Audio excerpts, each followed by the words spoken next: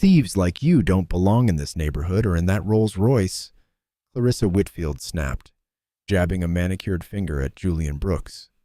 He stood beside the gleaming car without moving while she circled him, like she had already decided the verdict.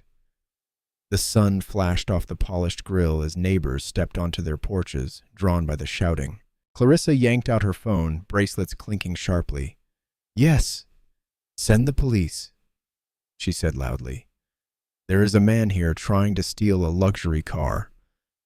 Minutes later, a patrol car rolled into the cul-de-sac and 2 officers stepped out, their eyes moving between the furious woman and the calm stranger beside the Rolls-Royce. Clarissa rushed toward them, loudly accusing Julian of being a thief. He did not argue or step away. And Clarissa Whitfield had no idea the quiet man she was trying to have arrested was the one person who could dismantle her entire world with a single sentence.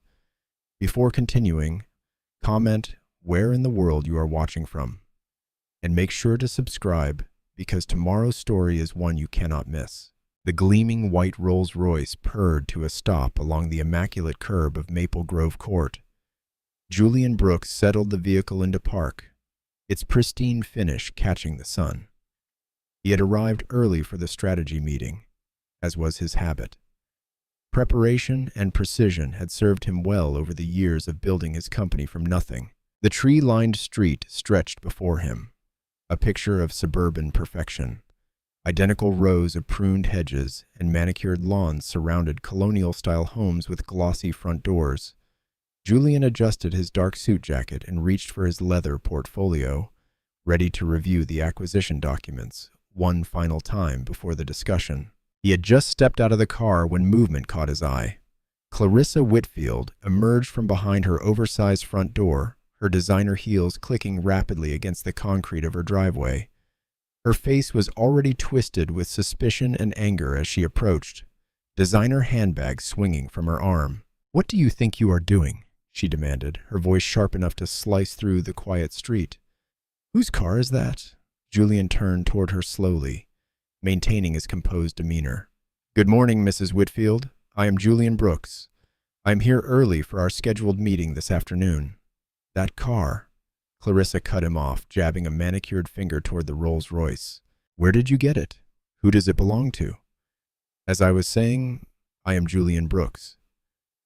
"The car belongs to me," he replied evenly, reaching for his briefcase where his documentation was stored. Clarissa let out a harsh laugh. "Oh, please. You expect me to believe that? In this neighborhood?" She took another step forward, her voice rising. "I want to know right now whose car you have stolen, and why you are lurking outside my house." Movement flickered in nearby windows. A woman walking her small dog across the street slowed her pace, openly staring. 2 houses down, a man paused while watering his flowers, garden hose forgotten in his hand. "Mrs. Whitfield," Julian said carefully, his tone remaining professional despite the growing audience. "I understand your concern, but I assure you, do not you dare patronize me," Clarissa snapped, her voice echoing off the brick facades. "I know every person who belongs in this neighborhood, and you most certainly do not." She emphasized the last words with clear disdain, looking him up and down as if his tailored suit meant nothing. More neighbors appeared. A teenage boy stopped his bike at the corner. An older couple emerged onto their front porch, whispering to each other. The quiet street had become an impromptu theater with Clarissa playing to her growing audience. "I have lived here," she announced loud enough for everyone to hear, "and I know what kind of people drive these kinds of cars." She gestured dismissively toward Julian. "And they do not look like you." Julian felt the familiar weight of these moments settle across his shoulders. He had faced them before in college, in boardrooms, in country clubs. The constant requirement to prove his right to occupy spaces others took for granted. He kept his expression neutral, even as he noted curtains twitching in nearly every house on the street. "Mrs. Whitfield, I have all the documentation for the vehicle right here," he began, maintaining eye contact as well as the meeting confirmation from your husband's office, "if you will allow me to." "Oh," I am sure you have documentation, Clarissa interrupted with a sneer. I am sure you have all sorts of papers, but that does not explain why you are hanging around our homes in the middle of the day when everyone is at work. A small crowd had gathered now, maintaining what they probably thought was a discreet distance. Some had phones out recording the confrontation. The sun beat down on the scene, harsh and revealing as Clarissa continued her public performance of outrage. This is exactly what is wrong with society today, she declared to her audience.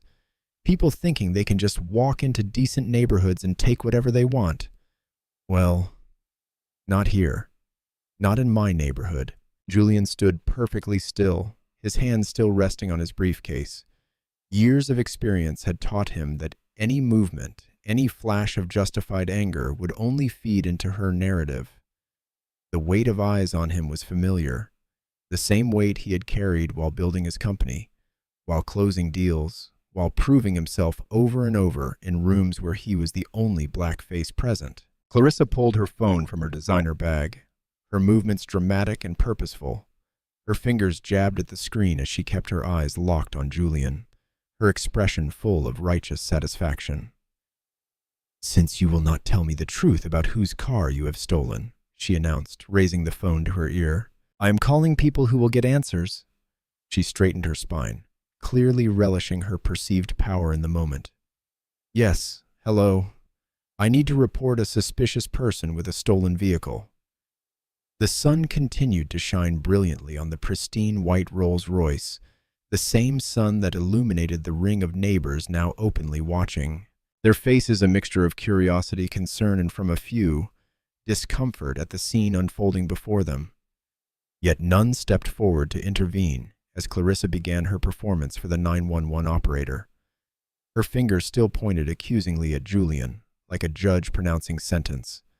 2 police cruisers rolled into Maple Grove Court, their arrival breaking the tense standoff. Clarissa's face lit up with vindication as she hurried toward the vehicles, her heels clicking against the pavement, like a countdown. Officer Isabella Ramirez stepped out first, followed by her partner, Officer Garrett Donnelly. Officers, thank goodness you are here, Clarissa called out, her voice carrying across the gathered crowd. That man over there, he is trying to steal this expensive car. In broad daylight, can you believe the nerve? Julian remained where he stood, one hand resting lightly on the Rolls-Royce's polished hood. The sun beat down mercilessly, making the white paint gleam like a spotlight. More neighbors had gathered, forming a loose semicircle around the scene. Some held phones up, recording everything. Officer Ramirez approached carefully, her expression professional but guarded. Sir, could you step away from the vehicle, please?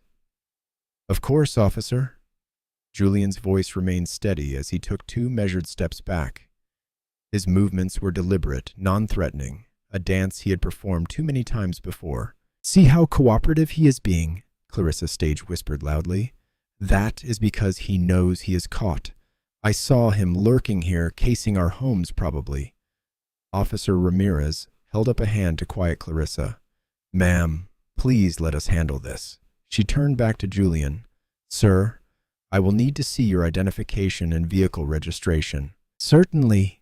Julian reached slowly for his briefcase, maintaining eye contact with the officer.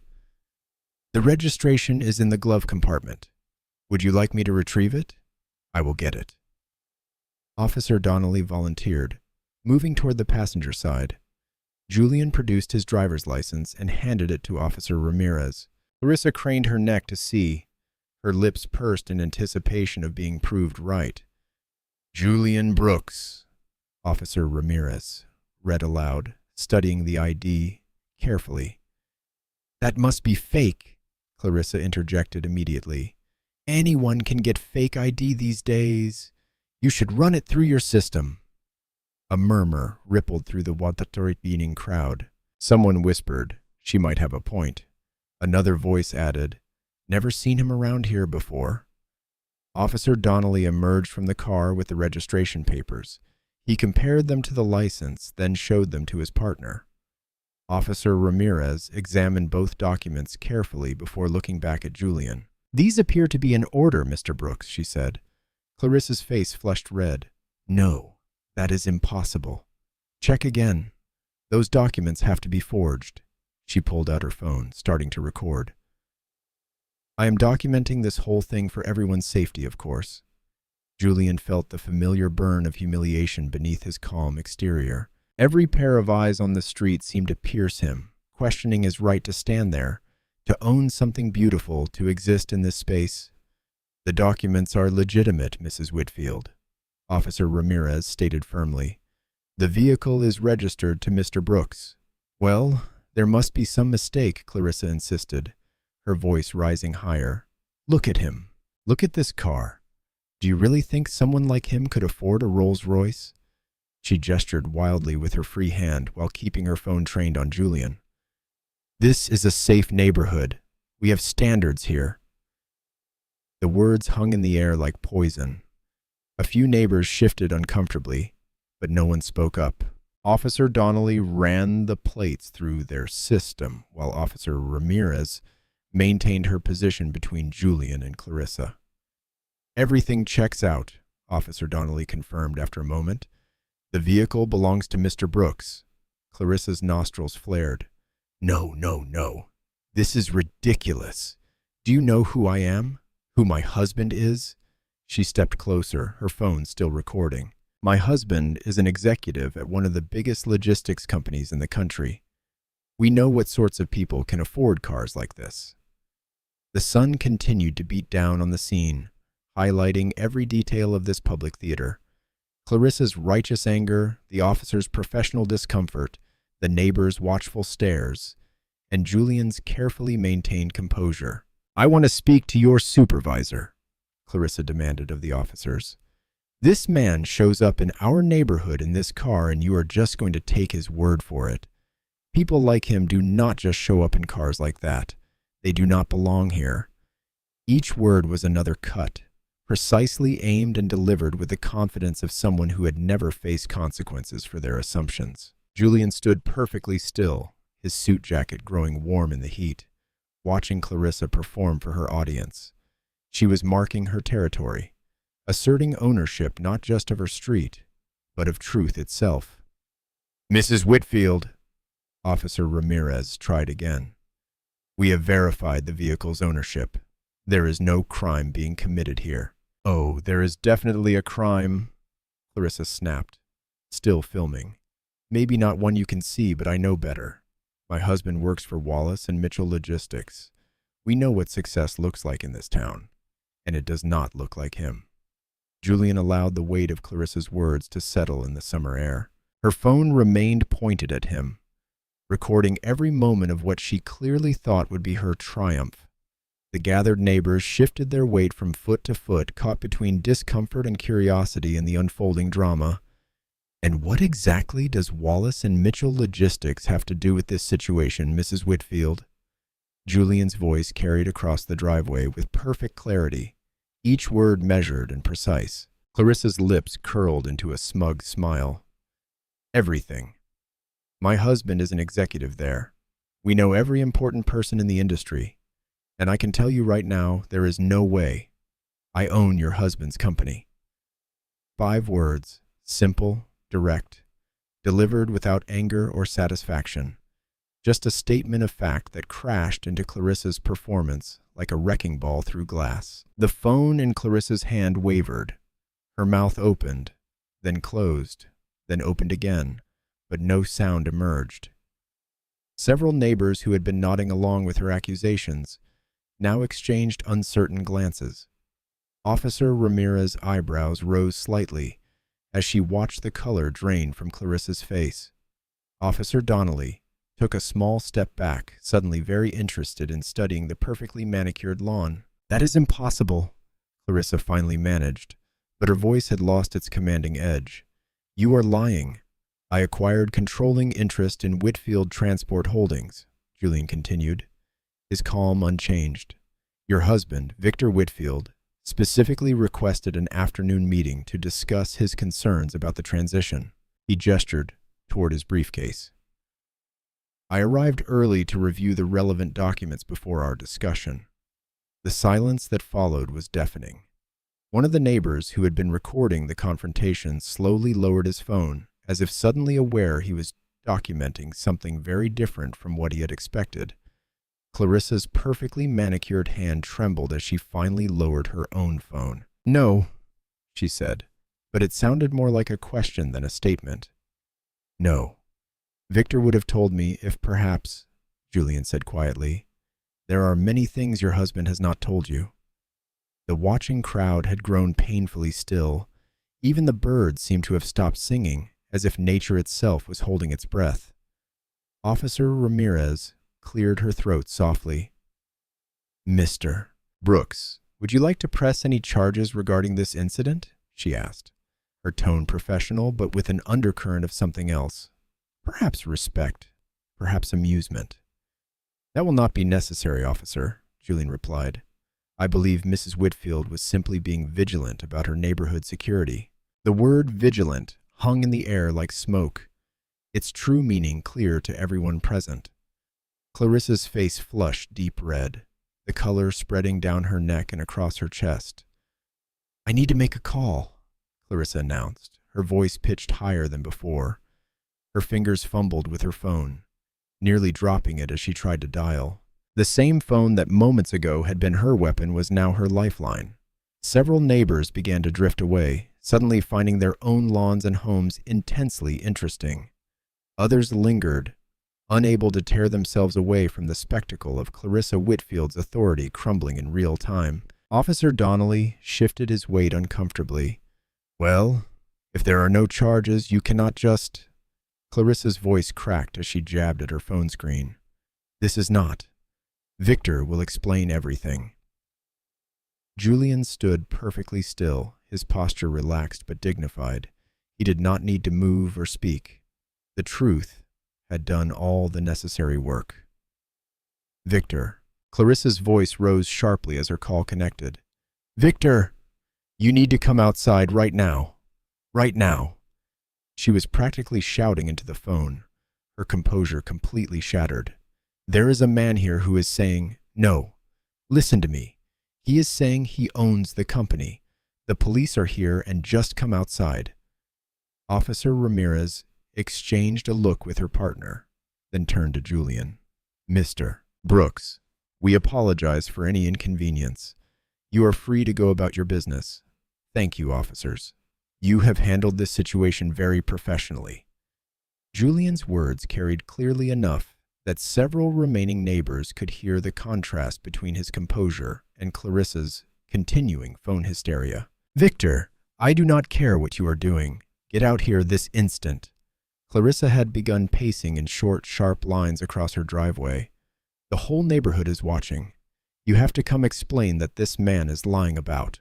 Her voice trailed off as she stared at whatever response her husband was giving. The phone shook visibly in her hand. The officers began walking back to their cruisers, though Officer Ramirez kept glancing back as if making sure the situation would not escalate again. The remaining neighbors tried to look casual while straining to hear Clarissa's increasingly desperate phone conversation. "What do you mean you will be right there?" Clarissa's voice had dropped to a harsh whisper. "Victor! Victor!" She pulled the phone away from her ear and stared at it, her face a mask of confusion and growing dread. The front door opened with a sharp click. Victor Whitfield emerged, his expression twisted with annoyance as he adjusted his tie. "Clarissa, what is all this commotion about? I was in the middle of—" His words died in his throat.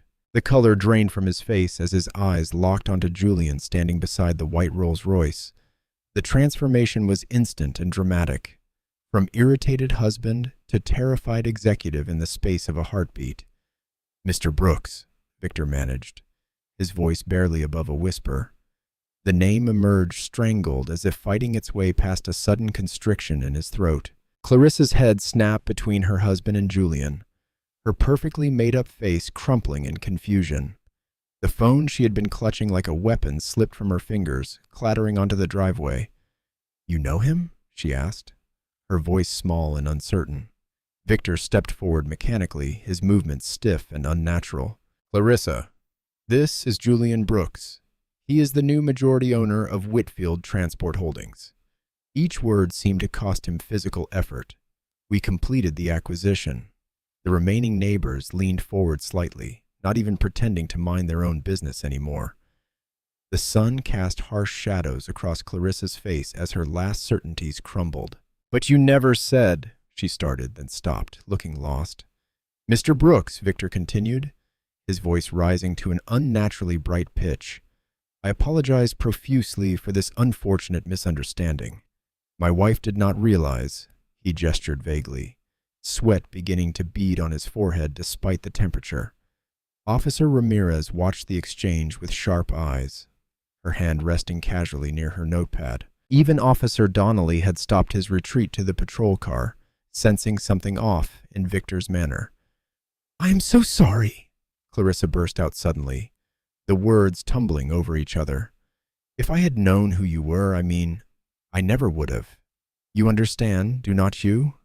We have to be careful about." Her voice trailed off as she realized how her words sounded. Several neighbors winced visibly. "About what exactly, Mrs. Whitfield?" Julian asked quietly. His tone was mild, but the question hung in the air like a sword. Clarissa's mouth worked silently for a moment. "About suspicious. About strangers in the neighborhood," she finished weakly. Victor's hand shot out to grip his wife's arm, stopping her from speaking further. "Perhaps we should continue this discussion inside," he said quickly. "The meeting was not scheduled for another hour, but since you are here," Julian studied Victor's face carefully. The man's fear went beyond simple embarrassment at his wife's behavior. There was something desperate in his eyes, something hunted. It reminded Julian of executives he had seen just before major fraud investigations broke. That same cornered look, that same barely controlled panic. "Of course," Julian replied smoothly, "though I believe the officers have not quite finished their report." Officer Ramirez stepped forward. "Actually, Mr. Whitfield, we do need to document this incident.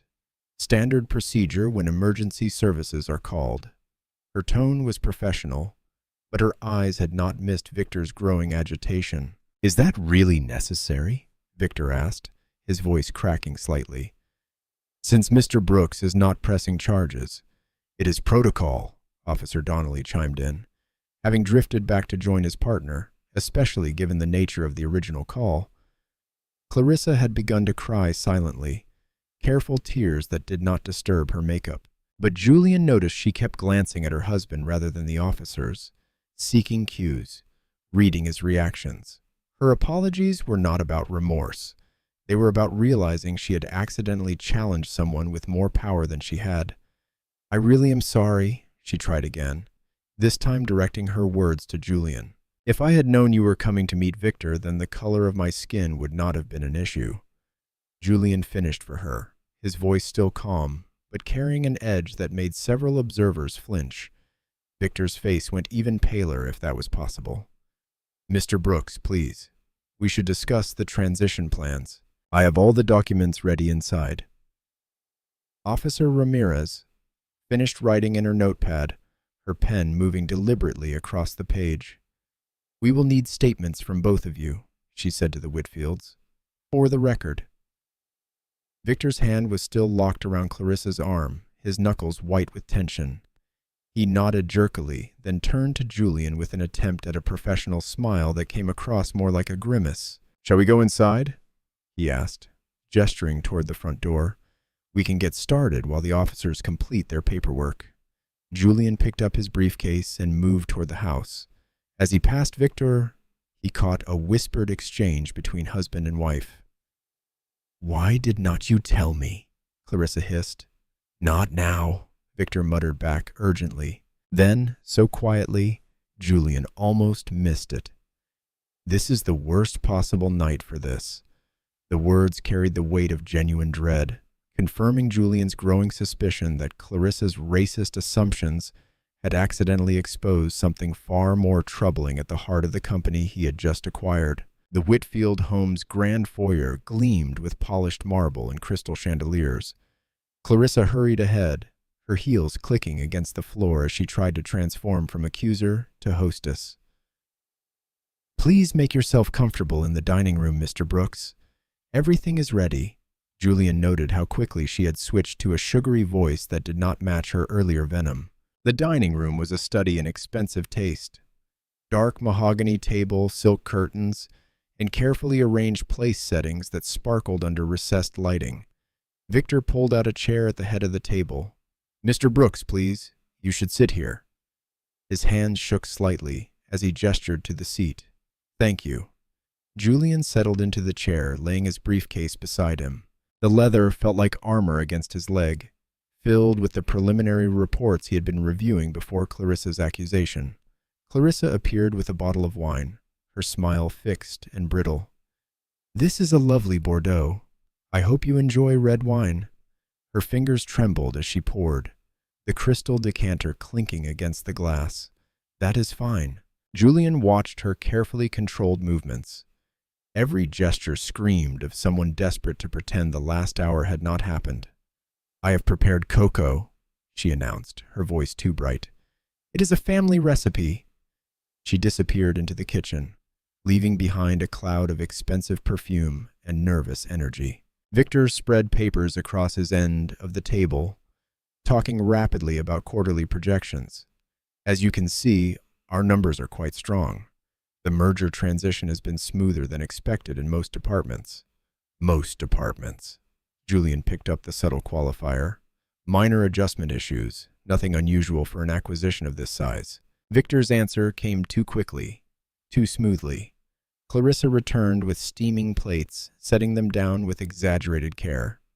The food was artfully arranged, but Julian noticed how her hand shook as she placed his plate, as if the mere act of serving him challenged everything she believed about the proper order of things. "I hope everything is to your satisfaction," she said, sinking into her chair. Her perfect posture could not hide how she perched on the edge of her seat like a bird ready to flee. Julian took a small bite, then turned back to Victor. "I noticed some concerning patterns in the preliminary reports, several discrimination complaints in the past year, all dismissed without investigation." Victor's fork clattered against his plate. "Those were thoroughly reviewed by HR standard procedure.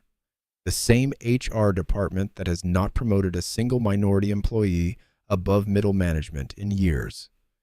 Julian kept his tone mild, but the question landed like a stone in still water. Clarissa's knife scraped across her plate with a sharp sound. "Well, one has to consider fit," she said, apparently unable to help herself. "Company culture is so important." Victor's warning came too late. "I only mean," she continued, wineglass halfway to her lips, "that some people simply are not suited to certain positions. It is about maintaining standards." "Standards?" Julian let the word hang in the air, like assuming a black man in a Rolls-Royce must be a thief. The silence that followed was absolute. Clarissa's face flushed red, then pale. Victor jumped in, shuffling more papers. "About those contract negotiations you mentioned earlier. I have the full breakdown here." "I also noticed several major accounts were lost last quarter," Julian continued, ignoring the attempt at deflection. "All minority-owned businesses, all with excellent payment histories." "Market fluctuations," Victor said quickly. "Natural turnover in a competitive industry, and the fact that they were all replaced by companies connected to board members' private interests." Victor's fake smile cracked slightly. "I am not sure what you are implying." "I am not implying anything." Julian took another careful bite. "I am asking direct questions about patterns that concern me." Clarissa stood abruptly, wine sloshing in her glass. "I will check on dessert." Her retreat to the kitchen carried an edge of panic. "Mr. Brooks," Victor leaned forward, voice low and urgent. "I know today's incident was unfortunate, but I assure you the company is stable. The last thing we need is unnecessary disruption." "Unnecessary disruption," Julian repeated. "Is that what you call accountability?" Clarissa returned with an elaborate chocolate torte, her hand shaking so badly she nearly dropped it.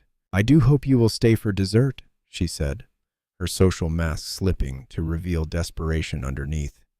"We should put this afternoon's misunderstanding behind us," Some things should not be put behind us, Julian replied. They should be brought into the light and examined carefully. The rest of the dinner passed in strained conversation. Victor kept steering topics towards safe territory, market projections, facility upgrades, efficiency metrics. Clarissa alternated between forced cheerfulness and barely concealed resentment, each attempt at small talk revealing deeper prejudices. By the time Julian stood to leave, the sun had set outside the dining room's tall windows. Clarissa's perfect hostess facade had crumbled into exhausted silence. Victor's polished executive demeanor had developed visible cracks, revealing something darker beneath. "Thank you for dinner," Julian said formally, retrieving his briefcase. "We will continue our discussion about those reports soon." The evening shadows were deepening as he walked to his car. Once inside the Rolls-Royce, he pulled out his phone and dialed quickly. "Brielle, we need to meet first thing tomorrow morning." He glanced back at the Whitfield house where Victor stood watching from a window. "Something is very wrong inside the company, and I need your legal expertise to uncover exactly what it is." Julian's office occupied the top floor of a gleaming downtown high-rise. The space was silent, except for the soft hum of climate control and the occasional ding of early elevator arrivals far below. The sun had not fully risen, painting the sky in shades of purple and orange through the floor-to-ceiling windows. Brielle Brooks arrived precisely on time, her leather briefcase stuffed with preliminary acquisition documents she had grabbed after her father's call the night before. She found Julian standing at the window, still wearing the previous day's suit. "Did you even go home?" she asked, setting her coffee on the conference table. "Could not sleep?" Julian turned from the window. Despite his wrinkled clothes, his eyes were sharp and focused. Something about that dinner kept nagging at me, the way Victor reacted. It was not just embarrassment over Clarissa's behavior. "Tell me everything." Brielle pulled out her laptop and legal pad. "Start with the moment you parked." Julian described the afternoon in detail. Clarissa's immediate hostility, her performance for the gathering neighbors, the police response, and Victor's telling reaction. As he spoke, Brielle took rapid notes, her attorney's mind already categorizing potential legal implications. "The dinner was worse," Julian continued, pacing slowly. Clarissa kept making these little comments about fit and standards. But Victor, he was terrified of any questions about HR practices or lost contracts. "Show me the workforce data that bothered you." Brielle opened several spreadsheets. "The irregularities you mentioned." Julian pulled up the company's personnel files on the conference room screen. "Look at the promotion patterns in Victor's division over the years." I initially wrote it off as coincidence during the acquisition review, but now we know it might be policy rather than chance. Brielle's fingers flew across her keyboard. "We need to move carefully but quickly. If Victor suspects we are investigating, he will start covering tracks." Julian sank into a chair, allowing himself to show the first signs of strain. "I kept my composure because I had to, but watching Clarissa perform her outrage, seeing those neighbors gather to watch," he shook his head. "It brought back memories I thought I had put behind me. Dad." Brielle stopped typing and met his eyes. "Your composure is not weakness. It is exactly what makes you dangerous to people like the Whitfields. They expect anger they can dismiss. Your dignity forces them to face their own ugliness." "You sound like your mother," Julian said softly, smiling slightly. "She taught us both well." Brielle returned to her laptop with renewed focus. "Now, let us build this investigation properly. We need a complete audit, but it has to be subtle. No formal announcements, no obvious document requests." They spent the next hour mapping out their strategy. Brielle created a detailed timeline for reviewing different aspects of company operations, promotion histories, vendor contracts, internal communications, and previous legal settlements. "I will start with HR files," she said, organizing her notes, looking for patterns in hiring, promotions, and departures. "Then, we will trace the contract changes you noticed, see who benefited from dropping those minority-owned vendors. Clarissa's public accusation might actually help us," Julian realized. "Victor will expect me to be distracted by that incident. He will not anticipate a deeper investigation so soon. Exactly. Brielle pulled up another document. And speaking of Clarissa's performance, I have already requested the police body cam footage. If she made any explicitly discriminatory statements, we can use that to establish a pattern of bias that might extend into company culture. The early morning light grew stronger as they worked, casting long shadows across the office floor. Outside, the city was coming alive, but they remained focused on their task, methodically building the framework for their investigation. They heard the first employees arriving in the outer office. Brielle immediately switched to a different screen, maintaining their cover of a routine morning meeting. "I will coordinate with our inside counsel," she said, keeping her voice professional as footsteps passed the door. "We will need their cooperation, but carefully manage to avoid tipping our hand." Julian nodded, straightening his tie. "I have meetings with department heads all day. I will pay special attention to how they interact with their minority staff members. Sometimes the small moments tell the bigger story." They worked steadily through the early morning hours. Brielle suddenly sat up straighter, her eyes locked on her screen. "Dad?" she said quietly. "Look at this promotion record from Victor's division." Julian moved to look over her shoulder. The spreadsheet showed a clear pattern. Qualified black employees repeatedly passed over for advancement, their positions filled by less experienced white candidates. Marcus Thompson. Brielle pointed to one name.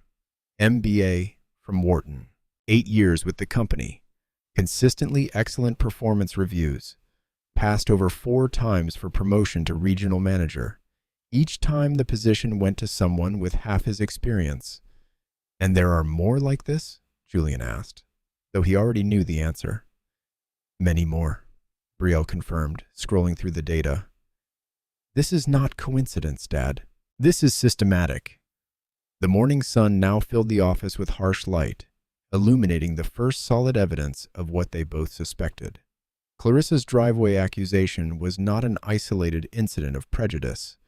It was merely the public face of a deeper, more insidious system of discrimination that had flourished under Victor Whitfield's leadership. The executive conference room felt smaller with just 3 people inside. Julian sat at the head of the long table, Brielle beside him with her laptop open. Across from them, Denise Hall smoothed her blazer with practiced calm, but her fingers trembled slightly. "I appreciate you meeting with us privately, Ms. Hall," Julian said. "We are reviewing some personnel patterns that caught our attention." Denise nodded carefully. "What would you like to know?" "Tell us about your experience with promotions in the Regional Operations Division," Brielle suggested, her tone professional but gentle. Denise's shoulders tensed, then deliberately relaxed. "I have been with the company for years, started as a shift coordinator, worked my way up to Regional Operations Manager." She paused, choosing her words. "I have applied for the director position 4 times. "And what happened?" Julian asked, though the personnel files had already told them. "I trained them," Denise said quietly. "All 4 men who got the job instead of me, child. Each time I was told they had leadership presence or executive potential, but I had taught them everything they knew about our operations." Julian watched her face, noting the careful control in her expression. This was not fresh pain. It was an old ache she had learned to carry. "The last one, Mike Stevens," Denise continued. "He had been with us barely a few years. Asked me to show him our inventory management system because he had never handled anything that complex. Months later, he was my boss." Brielle typed steadily, documenting every detail. "Did you ever raise concerns about these decisions?" Denise's laugh held no humor. "Filed a formal complaint about discriminatory promotion practices. HR said they would investigate. Weeks later, they concluded everything was according to policy." She straightened a paperclip on the table. "The next quarter, my performance review mentioned I needed to work on being more collaborative." The morning light through the windows felt colder somehow. Julian recognized the pattern, how systemic discrimination wrapped itself in professional language and procedural details. They thanked Denise and took a brief break before Harlan Price arrived. The veteran dispatcher's gray hair and weathered face spoke to years of experience. He settled into the chair with the careful movements of someone who had learned to navigate troubled waters. "Mr. Price," Julian began, "we understand you have been with the company for years." "Next month," Harlan corrected mildly. "Started when we still used paper logs for everything." "That is quite a perspective," Brielle noted. "You must have seen a lot of changes. Some things change." Harlan's eyes held a lifetime of observation. "Some stay the same, just get better at hiding." Over the next hour, Harlan described a pattern of complaints that vanished into administrative black holes, safety concerns from minority drivers that never reached review boards, scheduling conflicts that always seemed to disadvantage certain employees. There was this young woman, Sandra Martinez, he recalled, brilliant with logistics, knew every route and regulation, filed a complaint about harassment from one of Victor's friends in management. Next thing we knew, she was transferred to the night shift. Months later, she quit. Had 2 small kids, could not handle those hours. Julian felt his jaw tighten, and this happened often. "Often enough that people stopped complaining," Harlan said simply. "Why risk your job when you know nothing will change?" Brielle pulled up internal records on her laptop, cross-referencing dates and names. Every story matched the documentation, but the official versions were sanitized, wrapped in corporate language that masked the human cost. Through the afternoon, more employees shared similar experiences. Each story was unique, but the pattern was consistent. Careers stalled, complaints buried, opportunities redirected through unofficial channels that always seemed to lead back to Victor's office. "It is like watching a magic trick," Brielle said during a break between interviews. "Once you know how it works, you see all the misdirection. Every discriminatory decision has a plausible explanation on paper." Julian stood at the window, looking down at the city below. Clarissa Whitfield did not invent her assumptions about who belongs where. She learned them from somewhere. He turned back to his daughter. This company taught her that power has a particular face, and Victor reinforced it through every promotion, every dismissed complaint, every business decision that just happened to maintain the status quo, Brielle added, reviewing her notes. The afternoon sun cast long shadows across the conference room floor when Julian's phone buzzed. The message was from a board member he trusted.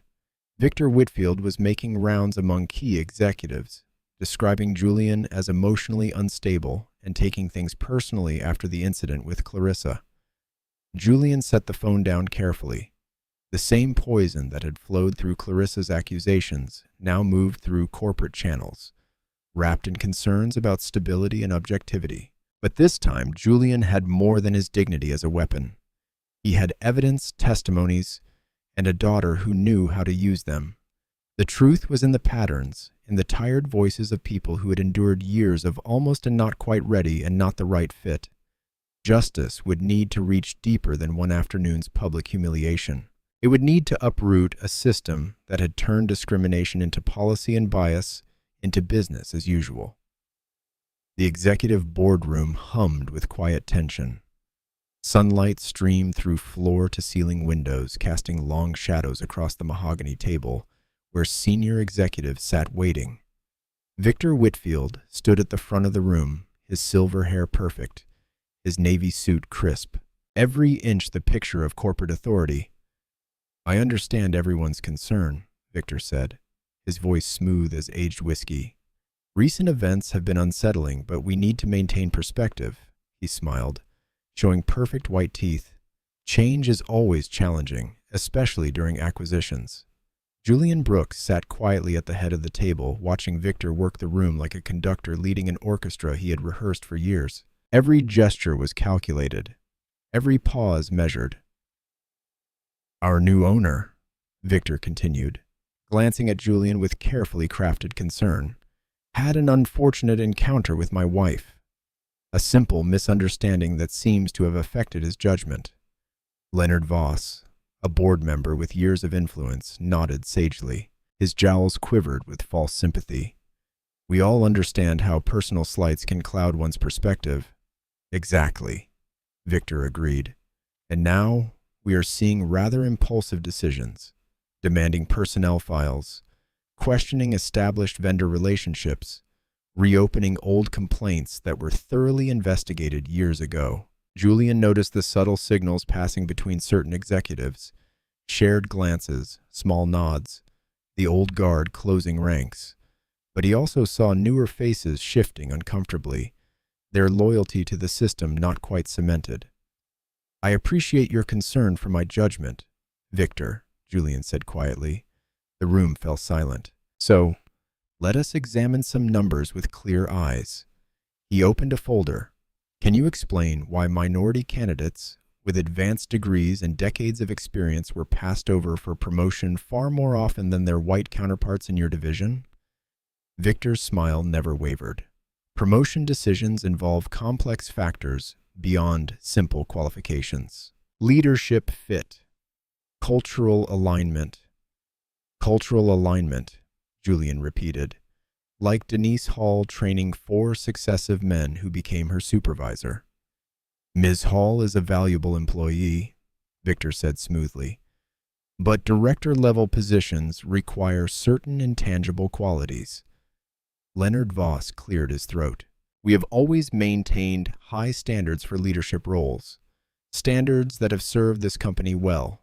"Speaking of standards," Julian continued, "why are we paying Vertex Solutions far above market rate for basic logistics software?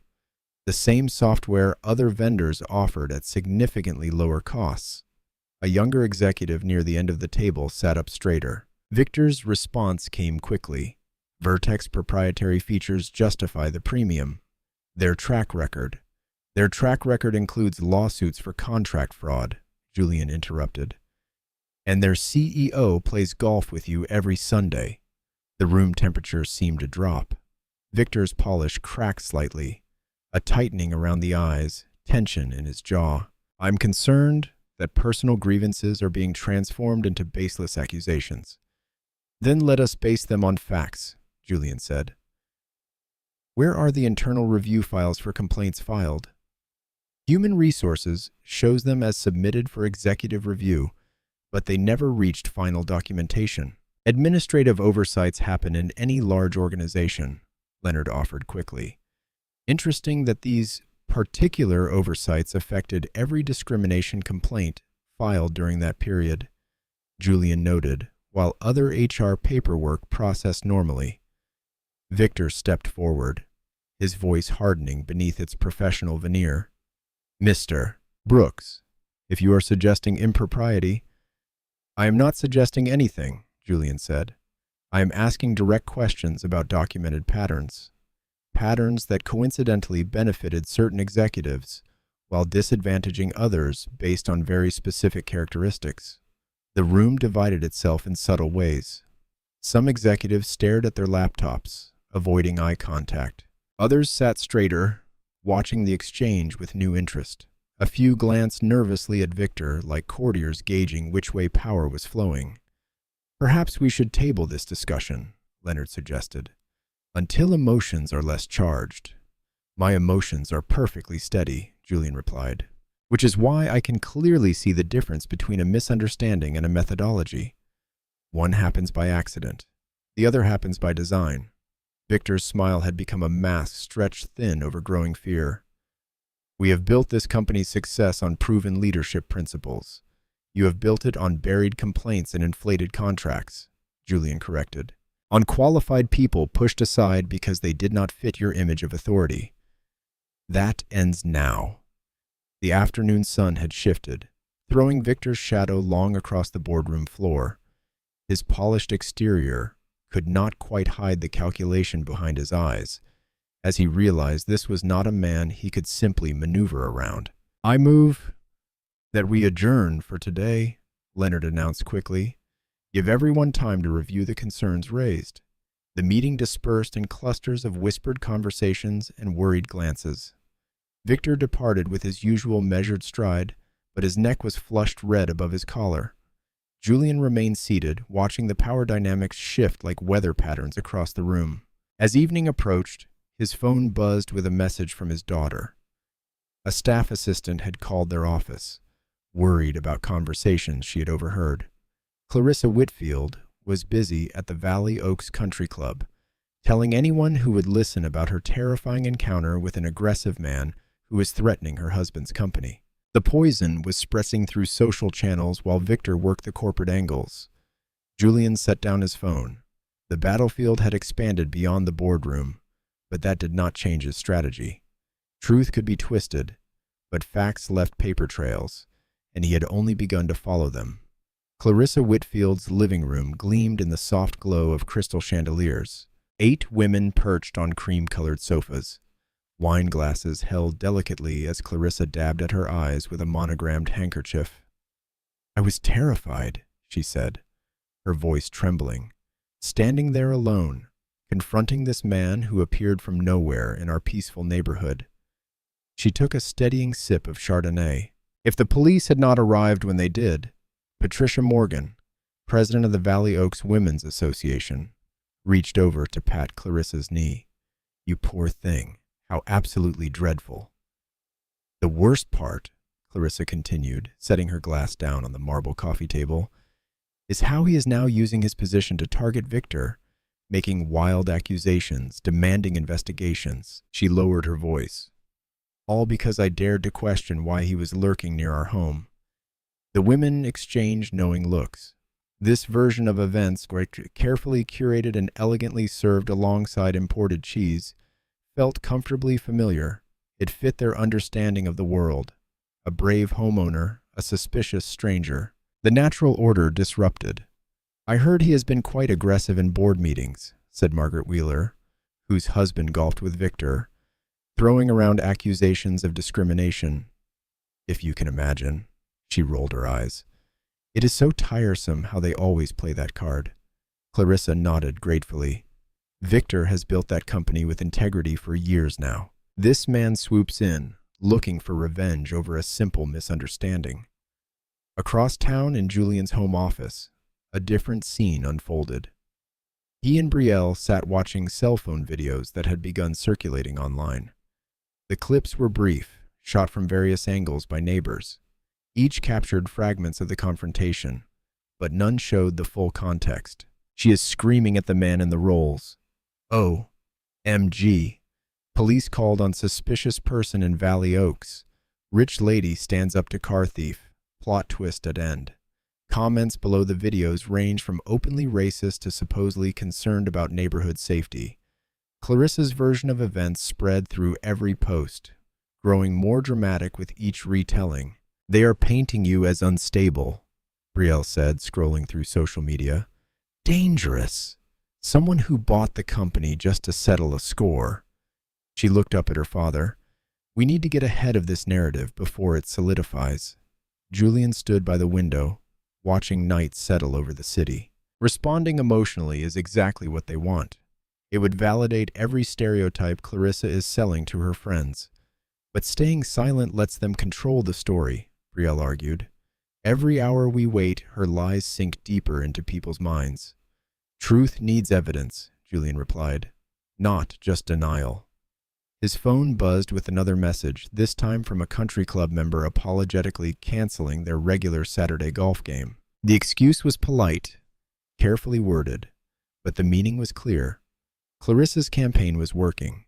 They are trying to isolate you socially, while Victor undermines you professionally, Brielle said.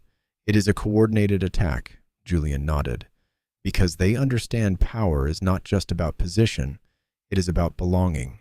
They are telling everyone I do not belong in their world, not in their neighborhood, not in their company, not in their social circles." Back at the Whitfield home, Clarissa's performance reached its crescendo. "I feel unsafe in my own home," she whispered, voice breaking perfectly. "Victor says he is becoming obsessed with finding ways to punish us, demanding private files, questioning longtime executives." She gestured helplessly. "All because I tried to protect our community."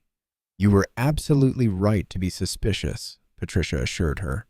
"We have to be vigilant these days. Standards are dropping everywhere." The other women murmured agreement.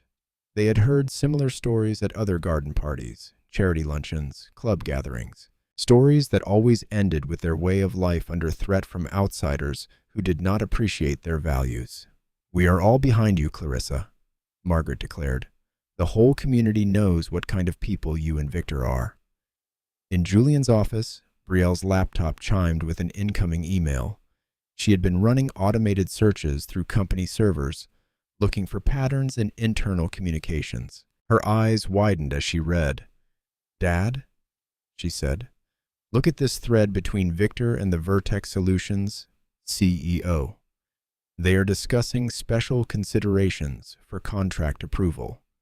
The dates match those inflated software purchases exactly." Julian moved to read over her shoulder. More emails appeared. Documentation of vendor meetings that never happened. Altered bid comparisons. Buried competitor proposals. "The technical terms are vague," Brielle continued, "but the payment patterns are clear. They are routing extra fees through shell companies tied to board members. Cross-reference those companies with Leonard Voss's financial disclosures," Julian instructed. Clarissa's wine gathering was winding down, her friends departing with hugs and assurances of support. Each would spread her story further, adding their own embellishments, building a wall of polite disbelief around any truth that might threaten their carefully maintained reality. But in Julian's office, reality was assembling itself in electronic paper trails and financial records. Brielle's computer hummed as it compiled years of hidden transactions and buried decisions. The clock approached midnight. Spreadsheets filled with highlighted numbers glowed on Brielle's screen. She looked up at her father with fierce determination. "We have got them," she said. "These emails prove Victor's division has been manipulating contracts and hiding kickbacks for years. The board cannot ignore this level of documentation." The morning arrived with deceptive promise. Brielle spread documents across the mahogany conference table in Julian's office, organizing evidence into clear categories. Red folders held promotion records showing qualified minority candidates consistently passed over. Blue folders contained vendor contracts with inflated costs. Green folders revealed Victor's electronic trail of questionable decisions. "The pattern is undeniable," Brielle said, tapping the neat stacks. "Years of systematic discrimination and financial manipulation, all flowing through Victor's division." Julian nodded, studying the executive summary she had prepared. "Clear enough for anyone willing to see it. That is the challenge." Brielle straightened her blazer, getting the board to actually look. They had called an emergency session, giving board members just enough notice to attend, but not enough time for Victor to mount a full defense. The strategy was surgical. Present evidence too solid to dismiss, force immediate action, and break the cycle of delay that protected corruption. The boardroom began filling.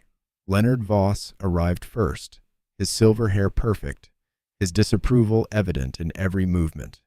Other directors followed, some curious, some concerned, some clearly already aligned against any disruption to their comfortable system. Victor entered last, projecting calm confidence. He nodded to Julian, as if the previous day's tension had never existed. "Quite a dramatic summons this morning. The evidence warranted urgency," Julian replied evenly. Brielle distributed packets containing key documents, carefully selected to demonstrate the scope of the problem without overwhelming detail. She remained standing, ready to walk the board through each section. "Before we begin," Victor interrupted smoothly, "I feel compelled to address the elephant in the room." He looked around the table with practiced concern. This sudden investigation, these accusations, they did not arise from routine oversight. They started immediately after an unfortunate incident at my home. Leonard Voss leaned forward. "What incident?" "A regrettable misunderstanding," Victor said. "My wife expressed concern about an unknown person near our property. She had no way of knowing it was our new owner. Mr. Brooks took understandable offense, but his response has become," he paused delicately, "disproportionate." "That is not accurate," Julian started. But Victor pressed on. Within hours of that encounter, he launched this aggressive investigation, demanded private files, questioned long-standing executives, all while making inflammatory accusations about discrimination. Victor spread his hands. I respect Mr. Brooks' accomplishments, but we cannot let personal feelings override proper corporate governance. Leonard Voss nodded sagely. Revenge is a poor basis for leadership decisions. This has nothing to do with revenge. Brielle cut in. The evidence speaks for itself. Page 3 shows clear patterns of promotional bias. Page 7 documents systematic contract manipulation, which Mr. Brooks only began investigating after my wife embarrassed him. Victor noted curious timing, would not you say? Other board members shifted uncomfortably. The narrative was taking hold, not because it was true, but because it felt safer than confronting years of institutional rot. The timing is irrelevant, Julian said firmly. These documents prove serious misconduct. They prove selective interpretation, Leonard countered. Any large company has complex personnel decisions and vendor relationships. Cherry-picking data to support a predetermined conclusion is dangerous, especially when motivated by personal grievance, Victor added. Julian watched his momentum crumbling. The truth lay exposed in those folders, but Victor had given the board permission to look away. They could dismiss justice as revenge, protect their comfortable world, and sleep easily believing they had acted responsibly. I move. We table this discussion pending a formal review process, Leonard announced. These are serious allegations that deserve proper procedure, not rushed judgment. Second, another director quickly agreed. We cannot delay action on clear evidence of misconduct. Brielle protested. We also cannot let emotion override proper governance. Victor replied smoothly. I welcome a thorough, balanced investigation through appropriate channels. The vote was quick and decisive in favor of delay. Victor had transformed truth into a procedural inconvenience to be buried in committees and reviews. As the board members filed out, Julian's phone buzzed. A text from his assistant. Reporter from Channel 8 News requesting comment on harassment allegations from Clarissa Whitfield. Claims you have used company position to intimidate her family after neighborhood incident. Julian showed the message to Brielle. Her jaw tightened. They are not just deflecting the investigation, she said. They are attacking your credibility directly. Through the boardroom's glass walls, they watched Victor speaking quietly with Leonard Voss and 2 other directors. His posture radiated reasonable concern. A man sadly forced to defend proper corporate order against emotional excess. He has turned the truth into a weapon against itself, Julian observed. Made exposing wrongdoing look like proof of poor judgment. We have the evidence, Brielle insisted. We just need to find a way past their comfortable blindness, Julian finished. They will bury facts and procedure because the truth threatens their world. We need something they cannot ignore or reframe. His phone buzzed again. More reporters asking about Clarissa's claims.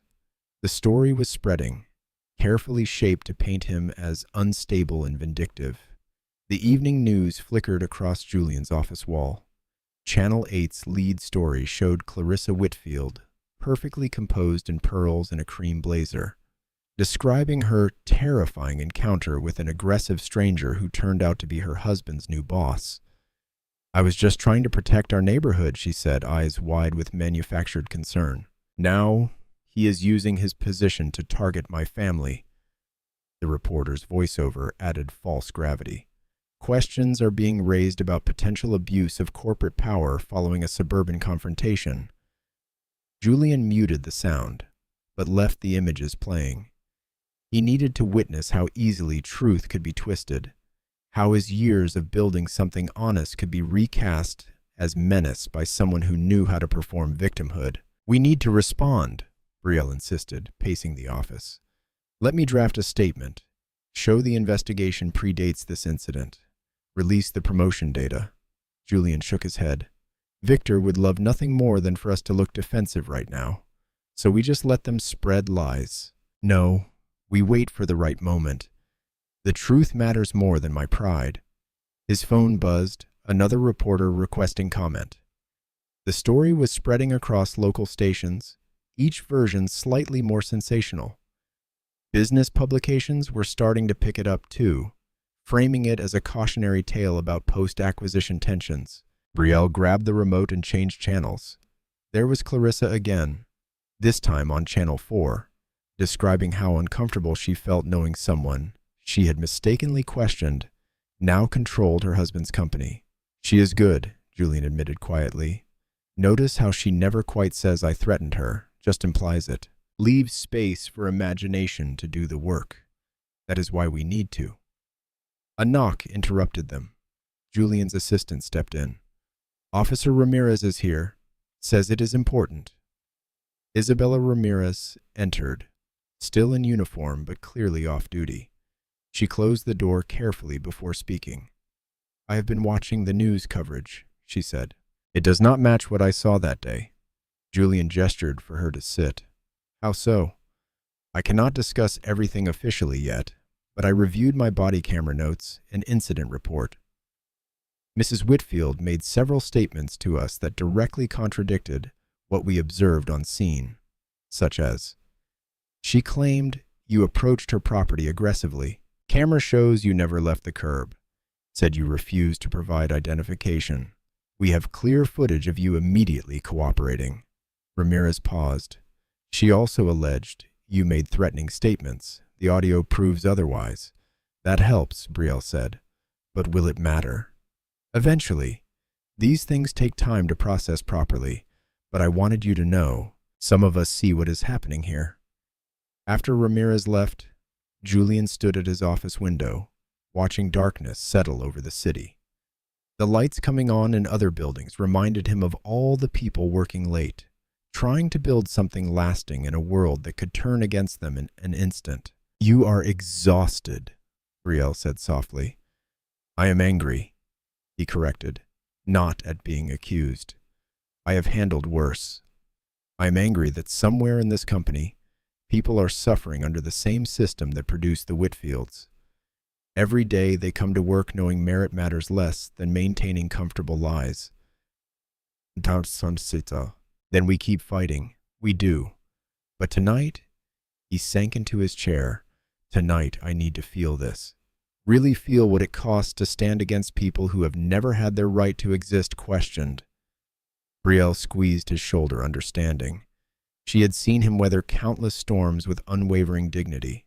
But even mountains need moments to acknowledge the rain. The news channels kept running Clarissa's interviews. Social media amplified selected clips. Comment sections filled with people who had never met him debating his character based on carefully edited fragments of truth.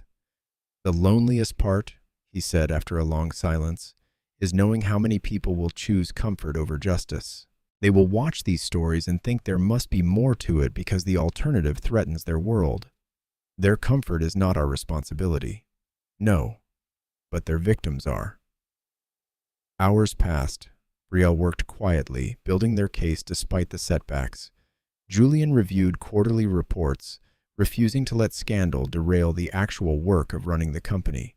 Just past late evening, Brielle's laptop chimed with a new email. The sender was Audrey Weller, a compliance analyst in Victor's division. The subject line read simply, "Evidence you need to see." The message itself was brief. "I cannot keep quiet anymore. I have documents Mr. Whitfield never meant anyone to find. Internal communications, deleted reports, real vendor numbers. Please help make this right." Brielle looked up at Julian. "This could be." "Do not say it yet," he cautioned. "We have had enough false summits today." But something in Audrey's words felt different. Not a promise of victory, just a reminder that even in systems built on polished lies, someone always knows the truth, and sometimes they find the courage to speak it. The morning arrived with a gray drizzle that made the empty office building feel like a confessional. Audrey Weller sat ramrod straight in her chair, hands clasped tightly around a thick manila envelope. The overhead fluorescents had not even warmed up fully, casting strange shadows across the conference room. "Take your time," Julian said softly, noting how Audrey's fingers trembled. "You are safe here." Brielle placed a cup of coffee in front of Audrey, the gentle clink of ceramic breaking the tense silence. "We understand how difficult this must be." Audrey drew a shaky breath. I have worked in compliance for years. I thought maybe I was imagining things at first. Little irregularities. Promotion reviews that did not add up. Vendor contracts that seemed inflated. She pulled out a stack of papers, spreading them carefully across the table like pieces of a painful puzzle. But then I started noticing patterns. Every time a minority employee filed a complaint, it would get routed through Mr. Whitfield's office, and somehow those files would always end up incomplete or missing key documentation. Julian picked up the first document, an email chain with multiple replies deliberately removed, but Audrey had preserved the original thread. In it, Victor discussed maintaining appropriate cultural alignment in senior positions, followed by thinly veiled instructions to find reasons to block specific promotions. "How long have you been collecting these?" Brielle asked, already taking detailed notes. "For years." Audrey's voice cracked slightly. "At first, I just started keeping copies because something felt wrong. Then I saw qualified people getting passed over again and again. Denise Hall should have been regional director years ago. Marcus Watson had perfect evaluations, but somehow never made it past middle management." She pulled out more papers, performance reviews with original high scores, later amended with vague concerns about leadership presence or organizational fit. But this... Audrey's hand shook as she removed a final printed email from her envelope. "This is what made me realize I could not stay quiet anymore." The message was dated after the acquisition. Victor had written to Leonard Voss. "Need to clean house before the new owner starts digging where he should not. Too many loose ends in the quarterly reports. Get it to do another sweep of the servers." Julian read it twice, his expression unchanged, but his jaw tightening almost imperceptibly. "Did they know you had access to these communications?" Audrey shook her head. "I was supposed to be invisible? Just another analyst processing paperwork. They never thought anyone was watching." "What made you decide to come forward now?" Brielle asked gently. Audrey's fingers twisted together. "I saw Mrs. Whitfield on the news last night playing the victim, twisting everything around. And I thought about all the real victims, the people whose careers were destroyed, whose lives were affected." She looked directly at Julian. "I could not bear the weight of knowing anymore." "Coming forward took tremendous courage," Julian said quietly. "I want you to know that we will protect you. Whatever happens next, your job is secure. It is not just about the job anymore." Audrey's voice strengthened slightly. "I need to be able to look in the mirror again." Brielle began organizing the documents into clear categories: discrimination evidence, financial irregularities, deleted communications. Each piece alone was damaging. Together, they revealed years of systematic corruption. "Some of these vendor contracts," Brielle noted, "show clear inflation patterns. Always the same companies, always routed through Victor's department. He has personal connections with most of those vendors." Audrey confirmed. "Family, friends, golf partners. The real numbers are buried in secondary reports that never make it to final review." Julian studied a particularly telling email thread. This proves he knew exactly what he was doing. No ambiguity, no plausible deniability. The morning light grew stronger outside, but they remained focused on the evidence before them. Audrey explained each document's context, pointing out key names and dates. Her technical knowledge, combined with years of quiet observation, painted a devastating picture of power abused and truth buried. "I should have spoken up sooner," Audrey said finally, exhaustion evident in her voice. "You spoke up when it mattered most," Julian assured her. "Sometimes courage takes time to build." Just then, Julian's phone buzzed. Officer Ramirez's name appeared on the screen. "Mr. Brooks." Her voice was clear and professional. "We have just received security footage from one of your neighbors from the incident. They have agreed to release it voluntarily." Julian put the phone on speaker as Brielle and Audrey listened. "The footage shows the entire confrontation," Ramirez continued, "including several statements Mrs. Whitfield made that directly contradict her public claims." Audrey looked at the evidence spread across the table, then at the phone broadcasting proof of Clarissa's lies. "The truth always finds a way," she said softly, more to herself than anyone else. The morning drizzle had turned to steady rain, drumming against the windows like applause for secrets finally spoken aloud. The security footage played on Julian's laptop with crystal clarity. The morning sun filtered through his office windows as he, Brielle, and Audrey watched the scene unfold in stark digital detail. The camera's high-mounted angle captured everything.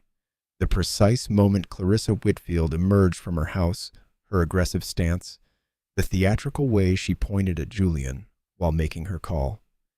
The timestamp shows she did not even give him seconds, Brielle noted, her pen tapping against her legal pad. No reasonable conversation. No attempt to verify anything. The audio was surprisingly clear. Clarissa's voice rang out. "There is a suspicious man trying to steal a car. You need to send someone immediately." Then moments later, he must have stolen it. People like that do not own cars like this. Audrey winced at Clarissa's tone. She sounds so certain, so entitled to her assumption. They watched as the police arrived. The footage caught Clarissa's dramatic performance, her insistence that Julian's valid documentation must be fake. Her phone raised high as she narrated her version of events to her social media audience. "Every false claim," Julian said quietly, "every escalation, all preserved." Brielle was already typing rapidly on her phone. "I am contacting Megan Doyle from the Chronicle. She is the one who ran the initial story about Clarissa's complaints against you." "Will she listen?" Audrey asked. "Megan is smart," Brielle replied. "She knows something was not right about Clarissa's version. We are not giving a defensive statement. We are showing her everything. The footage, Audrey's documents, the whole pattern." Julian nodded slowly. No more measured responses. No more letting them control the narrative. Within an hour, Megan Doyle sat in Julian's office, her professional skepticism evident. As she reviewed the security footage for the third time, she paused frequently, taking detailed notes.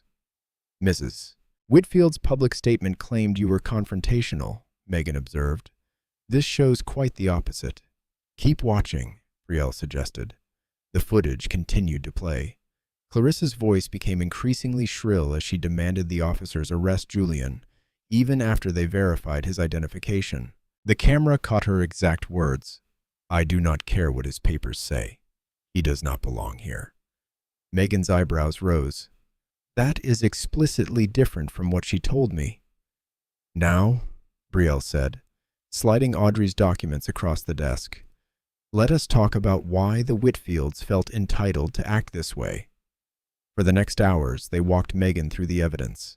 Audrey's careful documentation revealed years of systematic discrimination, denied promotions, buried complaints, vendor fraud, each piece connected to Victor Whitfield's office. The driveway incident was not isolated, Julian explained. It was a symptom of a culture Victor built where certain people were considered inherently suspicious, inherently unworthy. Megan studied an email thread showing Victor explicitly blocking a minority candidate's promotion. "This goes beyond bias. This is intentional discrimination and financial fraud," Brielle added, pointing to the vendor contracts. "Notice how these numbers never match the final reports." Audrey spoke up softly but firmly.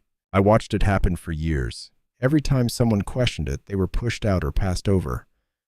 Megan looked up from her notes. "Why come forward now?" "Because truth matters more than comfort," Julian replied. "Because systems do not change unless someone forces them to face evidence they cannot dismiss." The reporter nodded slowly. "This is not just about clearing your name anymore, is it?" "It never was," Julian said. "Clarissa's accusation was just the public face of something much uglier, something that hurt a lot of people for a long time." Brielle's phone buzzed with another email from Officer Ramirez. "The police are formally amending their incident report. They are noting multiple false statements made by Mrs. Whitfield during the call and at the scene." Julian stood, his decision made. "Schedule a press conference for tomorrow morning and contact the board. We need an emergency session before that." "Going public with everything?" Megan asked. "Everything?" Julian confirmed. The footage, the documents, the patterns of discrimination, the financial irregularities. No more pieces. The whole truth. Audrey straightened in her chair. I will testify if needed. I am done being afraid. Brielle was already making calls. I can have the board assembled by the appointed time. The press conference could follow shortly after. Perfect, Julian said. Time for everyone to see exactly what kind of company Victor Whitfield was running and exactly what kind of assumptions his wife acted on. The afternoon sun slanted through the windows as they prepared. Megan continued reviewing documents, occasionally asking clarifying questions. Audrey organized her files chronologically, building an undeniable timeline of corruption. Brielle coordinated with the board secretary and communications team. Julian watched them work, feeling the weight of years of silent injustice finally shifting. Tomorrow, truth would have its say, not in whispers or buried files, but in clear daylight with cameras rolling. The security footage played one final time on his laptop. Clarissa Whitfield stood frozen on the screen, pointing in accusation, so certain of her power to define reality. She had no idea she was being recorded, no idea that her moment of entitlement would become evidence of everything wrong with the system she represented. The press conference room buzzed with anticipation as cameras focused on the podium. Julian Brooks stood perfectly still, his dark suit crisp, his expression composed. The morning light streamed through tall windows, highlighting the screen behind him where the security footage waited to play. Thank you for coming, he began, his voice steady and clear. Recent events have brought serious issues to light. Rather than offer interpretations, I will present evidence and let it speak for itself. He nodded to his technical team. The security footage began to play. The room fell silent as Clarissa Whitfield's recorded voice filled the space, her accusations sharp and clear. They watched her immediate aggression, her refusal to listen, her performance for her phone camera. When she declared that people like that do not own cars like this, several reporters shifted uncomfortably in their seats. Mrs. Whitfield made 7 demonstrably false statements to police during this incident, Julian continued, displaying a list. Officer Ramirez has provided an amended incident report noting each one. A reporter raised his hand. Did Mrs. Whitfield attempt to contact you after learning your identity? Yes, Julian replied. She offered what she called an apology, but it is important to understand this incident was not isolated. It reflected deeper problems within the company culture. Audrey Weller stepped forward, her hands trembling slightly, but her voice firm. For years, I documented systematic discrimination in hiring and promotion decisions. She began presenting specific examples. Qualified minority candidates repeatedly blocked. Complaints buried. Suspicious contracts approved. The reporters' pens moved frantically. The story was visibly shifting under their eyes from a neighborhood dispute to something far more significant. Every decision required Victor Whitfield's approval, Audrey explained, displaying email chains. These patterns were intentional and consistent. Megan Doyle, seated in the front row, asked the question everyone was thinking. How long has this been happening? The documented cases go back years, Julian answered. The financial irregularities tied to vendor contracts extend even further. He displayed spreadsheets showing inflated costs and missing funds. The numbers told their own story of systematic corruption. The room had grown completely still, the only sound the click of cameras and scratch of pens. We have provided complete copies of all documentation to relevant authorities, Julian concluded. The board meets soon to address these findings. The emergency board session convened in the main conference room. Leonard Voss sat rigid in his chair, his usual confidence cracking as he reviewed the evidence packets. Victor Whitfield arrived looking polished as ever, but his eyes darted around the room like a trapped animal. This is a vindictive witch hunt, Victor declared, straightening his tie. Mr. Brooks is retaliating because of a simple misunderstanding with my wife. The evidence predates that incident by years, Brielle pointed out. Are you claiming these documents are falsified? I am claiming context is being manipulated, Victor insisted, but his voice had lost its usual authority. Leonard Voss cleared his throat. Perhaps we should take time to review. Every delay protected this behavior, Julian cut in. Every review buried another complaint. That ends today. The boardroom door burst open. Clarissa Whitfield stormed in, face flushed with anger. You cannot do this to us. We built this company. Mrs. Whitfield, this is a closed session, Brielle stated firmly. But Clarissa was already realizing something had changed. The board members, who usually smiled at her, looked away. The room had no interest in her performance. Her social currency had suddenly become worthless. All those in favor of immediate termination, Julian asked quietly. Hands rose around the table. Even Leonard Voss, seeing no escape, raised his slightly trembling fingers. Victor stared at his former allies, watching years of carefully maintained power crumble in minutes. Effective immediately, Julian declared. Security will escort you out. As the Whitfields emerged from the building, reporters swarmed. Their cameras caught Clarissa's mascara-streaked face, Victor's shattered composure. No amount of polish could hide their fall from grace. Mrs. Whitfield, do you stand by your statements to police? Mr. Whitfield, what do you say to allegations of systematic discrimination? Did you knowingly file false reports?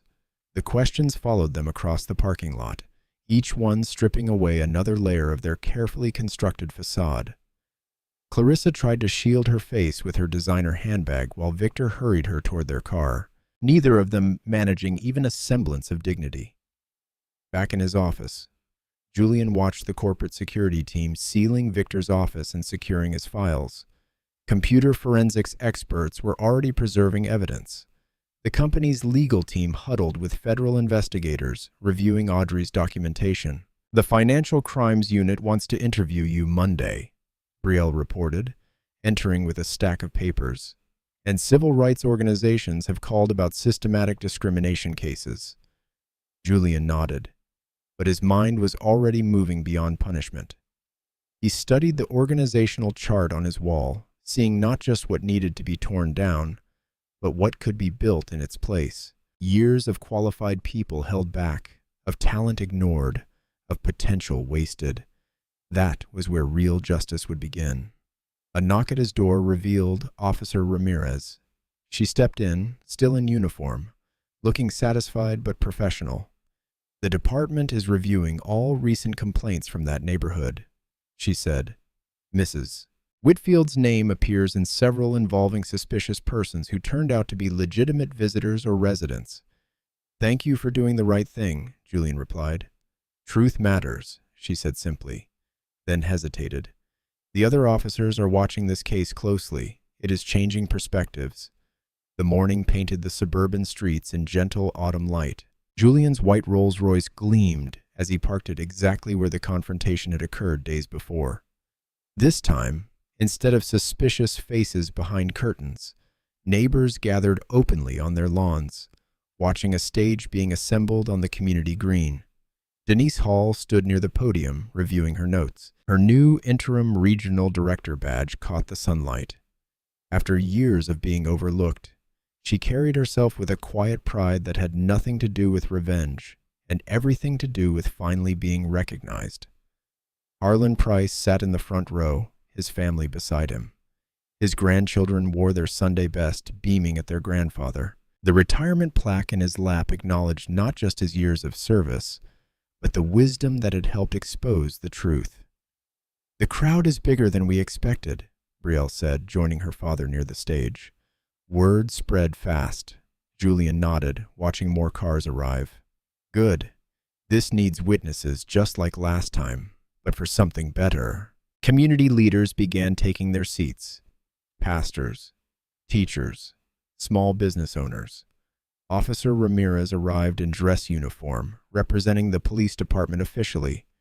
She gave Julian a respectful nod, then took her place near the stage. At the appointed time, Julian approached the microphone.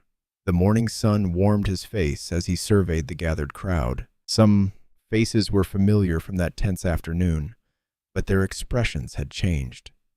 "Thank you all for coming," he began. "Today marks a new chapter, not just for our company, but for this community. First, I would like to introduce Denise Hall, our new interim regional director." Denise stepped forward to warm applause. Her voice was strong and clear as she outlined her vision for the department she had helped build from the ground up. "Merit matters," she declared. "Experience matters. And now, finally, everyone who earns their place will find the door open." Julian returned to the microphone. "Next, we honor someone whose dedication deserves full recognition. Harlan Price, please join us." Harlan walked slowly to the stage, his grandchildren watching with shining eyes.